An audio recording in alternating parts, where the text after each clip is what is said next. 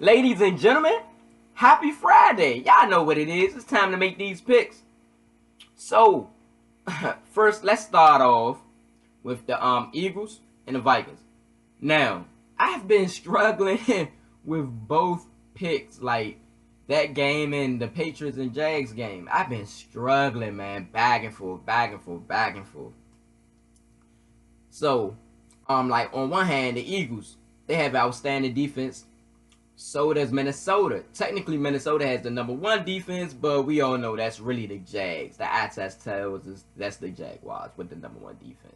But either way, both teams have tremendous defenses, and they're both basically playing with their backup quarterbacks. Basically, well, yeah, technically, especially the Eagles. Case actually might keep his job. Trying to tell y'all, Case actually might just keep his job, and that's part of the reason. Well, you gonna see in a few. Anyway, and they both have good running games, especially the Eagles, and the Eagles are playing at home. They're playing at home. It's not going to be as cold as it was during the Falcons game, which is a plus for Minnesota. So that's a nod to Minnesota right there. But you're still going to have that crowd, that underdog mentality. They're still an underdog technically. You know, that's what Vegas is or whatever at home. But, I wouldn't really, I don't know, man. I wouldn't doubt them that much. But, Vegas might have got this right this time. Because I don't think Nick Foles is going to be able to get it done. Minnesota has a good run defense, so that's going to slow the running game down for Philly.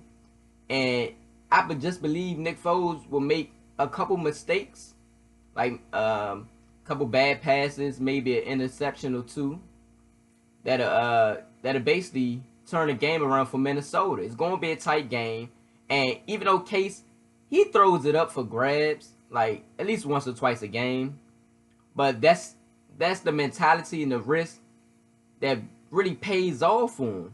And Minnesota, even with all their mistakes, even on special teams, because they're not that good on special teams as far as like blocking for the punt and the field goal, which they better correct that, because that'll cost them if they don't correct that. But even with all those mistakes, the two teams that, well, one team that they lost to was Cam. Cam is a dual threat. Nick isn't Cam. He's not Cam. He's not that fast. He's not a dual threat, and he doesn't throw as well as Cam does either. Not, Cam. Well, Cam on a good day, he doesn't throw as good as Cam on a good day. Let me say that. And also when Minnesota beat Breeze, just last week, and they won by, yes, a lucky play, but that's Breeze. That's Drew Brees. Nick isn't Drew Brees. Foles is not Drew Brees. So to me, that's going to be the difference. In Case Keenum, he makes plays. Thielen is a beast. He catches balls on contested catches.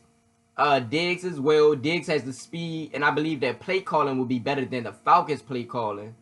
Like down the stretch, the Falcons pretty much had some bad play calling. And Keenan, what helped Keenan is because Keenan is a bit of a dual threat. He's able to move around in the pocket and create plays. And also, as far as moving around the pocket, he extends the plays for his offense, therefore allowing the defense to get more tired. And, the tired a player gets, the less they can, basically, the less efficient they are. Because, when you get tired, man, you're not that efficient. Your body starts to slow down, and that'll help Minnesota. So I believe Minnesota play calling will be good enough. Their receivers will catch balls that are contested, and the running game will help out as well, and especially the screen game. And also for the Eagles, the screen will help. But it just won't be enough, because I believe Nick would throw about an interception or two, which will cost them the game. And it's going to be field position type of game. And I believe Minnesota just take their cake, and they'll be the first team to play in the Super Bowl at their stadium. Hooray. So there you have it. That's Minnesota over top of the Eagles. I've been going with the Eagles all season, but I think King is gonna pull it out, man. I think King is gonna go ahead and pull it out. Now on to Jacksonville and the Patriots. Now Jacksonville, they play at the Pets house, but they have Tom Coughlin, and he's been Brady's kryptonite. And plus, the D tackle used to play for Denver. He's now on the Jags as well, and they beat Brady when he was on there, and they won the Super Bowl. So it's like Malik Jackson, I think that's his name. Yup, Malik Jackson. So it's like, man, it's like everything is set up for the Jaguars for the most part. Excuse me. Well, for the most part, when you look at the defense on all levels, all three levels, Tom Coughlin being up there with the team, Malik Jackson in the middle, being able to push the pocket to collapse it on Brady. Oh man. But yeah, I think y'all knew it was coming. But the Patriots still playing at home. They still have number 12, and they still have Bill Belichick. Now, nobody does halftime adjustments like the Patriots, and that will play a crucial key in the game. Also, they don't beat themselves. Remember, Pittsburgh beat themselves on 2 of the 4th down plays where they didn't do QB sneaks, been through an interception and fumbled. They beat themselves. The Patriots do not. And during that game, Ben had a good amount of time to pass the ball on several occasions. He actually had time. His line held up. So I believe the Patriots line will hold up. I believe the play calling will be so dynamic like the 49ers. The play calling will be dynamic, and they'll get their backs involved, which will open up the running game as far as misdirection and the passing game for Gronk and a couple other receivers.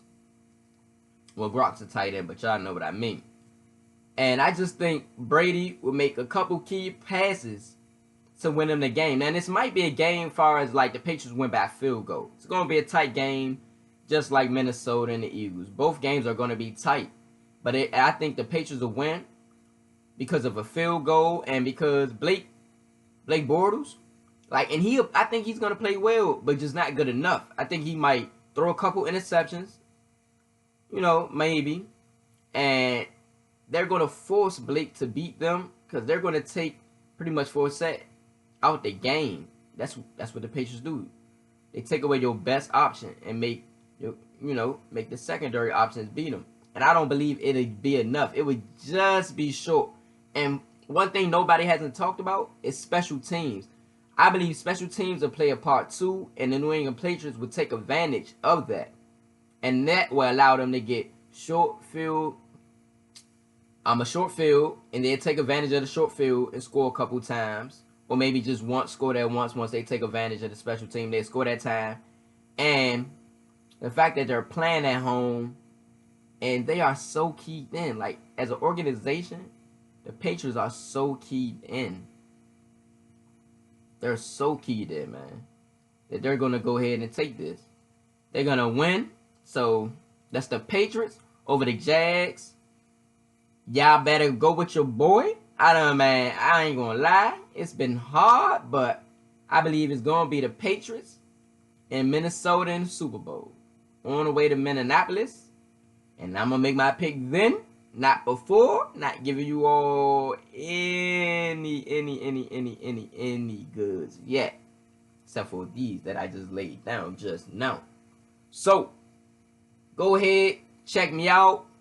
Like, subscribe, notify, and share if you're new. If you're old, keep sharing, keep liking all my videos, man. Check me out. Help your boy grow. Y'all can bet on this. Y'all can go ahead. And if you don't bet, hey, don't bet, because I don't bet. But if you bet, you can count on this. It's going to be close games. It's going to be interesting. It's going to be entertaining. But you can go ahead and put this down. I'm trying to tell you, you can go ahead and put it down. It's going to come through. I think the universe is going to work with me, baby. Holla at you.